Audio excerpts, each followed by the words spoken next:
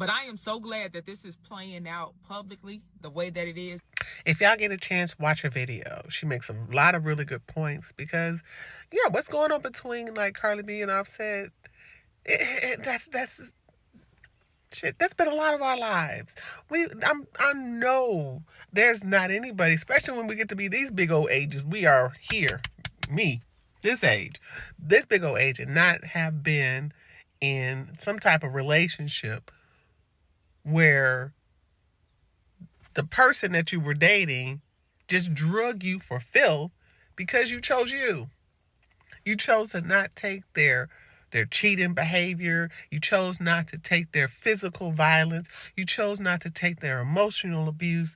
And then when it was a how dare you chose you moment and not choose me, then they were like, well, I'll make sure that nobody else wants you.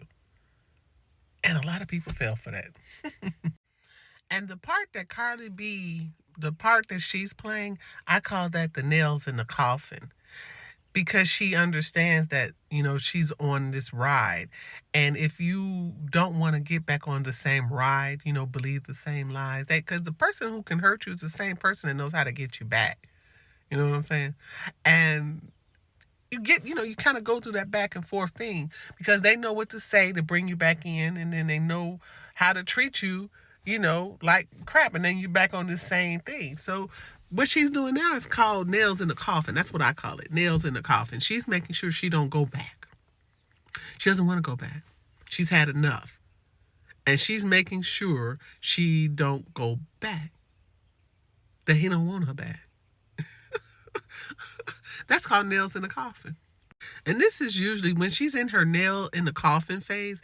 This is where, the guy, then now she becomes the horror. Oh my gosh, she never cared. She was a horrible person. Look what she's doing. Yeah, she's protecting herself. She's making sure she doesn't go back into the toxic relationship that she got out of, that she endured, and that she worked hard to stay in for the sake of her family and things like that. And now she's making sure she doesn't go back. She's breaking everything that she believed in to make sure that she do not go back into that relationship. Period. And some people say that, well, you don't have to really do all of that. You could just leave. Yeah, but usually people with abandonment issues, they tend to attract narcissists. And when you have narcissist people, they know how to get you. They know that you have abandonment issues. And that's what they're going to use. They're going to use all of your abandonment issues against you. And this is where you have to, break that thing in your head about abandonment and choose you. That's why I say sometimes you really have to go hard in these breakups in order to break through the cycle that you're in because of your abandonment issues. So I know it may not make sense to a lot of people, but I get it. I understand it. And I know what she's going through. She's trying to save her sanity, and she's trying to show herself that she doesn't have to take that bad presentation or the bad relationship, that does not define her, that's not the only thing that's out here for her, that there is something more out here for her. And then he is also going to continue to make her look like the villain and the bad mom and the whore because he's just mad that he messed up his relationship. That's all it is. I mean, usually when guys or girls, when they act like that, it's usually because they know they fucked that up. They know they fucked that up. They know they fucked that up. And now the whole world gets to see the parts of her that she didn't know. Because before then, we didn't know about her cooking and that she was as loving and caring. We just, she was just ratchet and rah-rah, and rap.